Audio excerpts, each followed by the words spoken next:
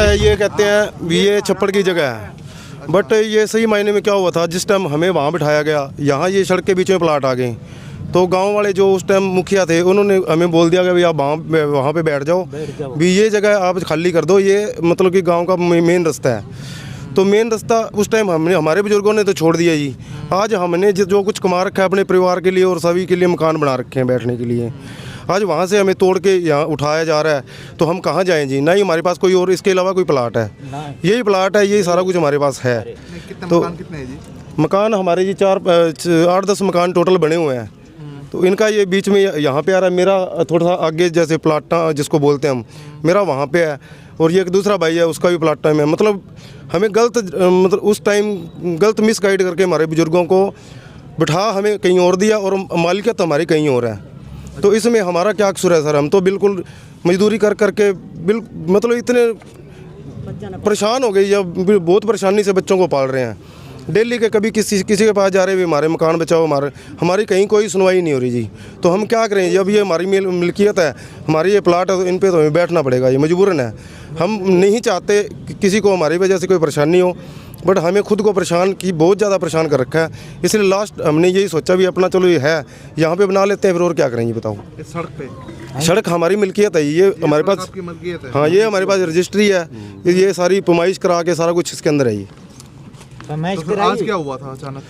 आज अचानक सर हमारे मकान तोड़ने के लिए प्रशासन आ रहा है जी। तो हम क्या करें सर? वहाँ से हमारे तोड़ देंगे तो हम तो बैठने तो कहीं ना कहीं बैठना तो पड़ेगा जी। बैठा तो जी जद्दी का पुराना हमारा जुर्ग भी अठे, मैंने जुर्ग ही बैठा के गए।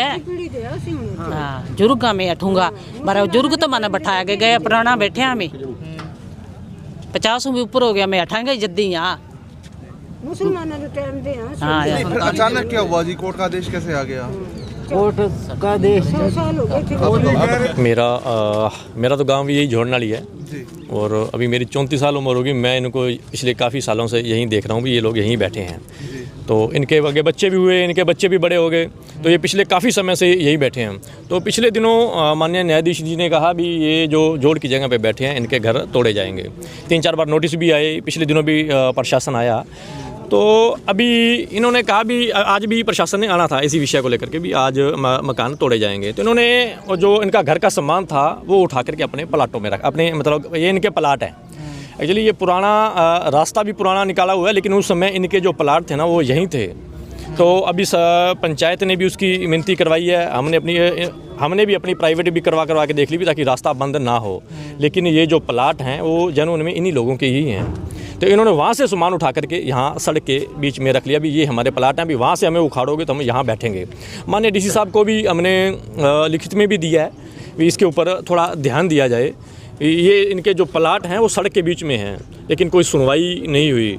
तो आज पूरा गांव ही इनके साथ यहाँ आकर के बैठ गया। अभी रास्ता बंद हो चुका है, वो आने जाने के लिए कोई रास्ता नहीं है, वो सारे लोग दूसरी सड़कों से इधर उधर आ जा रहे हैं। हमारी तो आपके माध्यम से माननीय डीसी साहब से ये रिक्वेस्ट है भी इन लोगों को या तो कुछ जगह दी जाए या इनका बैठा करके मतलब इनका कोई ना कोई सोल्यूशन किया जाए भी। इन लोगों ने बहुत हाथ पाँव जोड़े हैं, इनके साथ पंचायत भी गई है, हम भी गए, हमने भी अपने हाथ पाँव मतलब जोड़े हैं, हमने भी रिक्वेस्ट की है, लेकिन सुनवाई नहीं हुई। उसके बाद जो आज मतलब जो कंक्लूजन है उसका यही निकला भी इन लोगों ने अपने घर का सामान उठा करके यहाँ रख लिया अपने प्लाटों के बीच में, और इन्हीं के प्लाटों के बीच में सड़क आज निकल रही है। तो कबीरा साहब, ओवरऑल कितने घर हैं जो टूटने की कगार पे हैं और कितने घर सड़क पे बनेंगे? देखो टोटल तो 20 को घर बन जाएंगे, और कुछ दुकानें हैं, 20 को घर हैं। इस तरीके से काफ़ी लोग हैं, छोटे छोटे बच्चे हैं, जवान बेटियाँ हैं, तो ठीक नहीं है।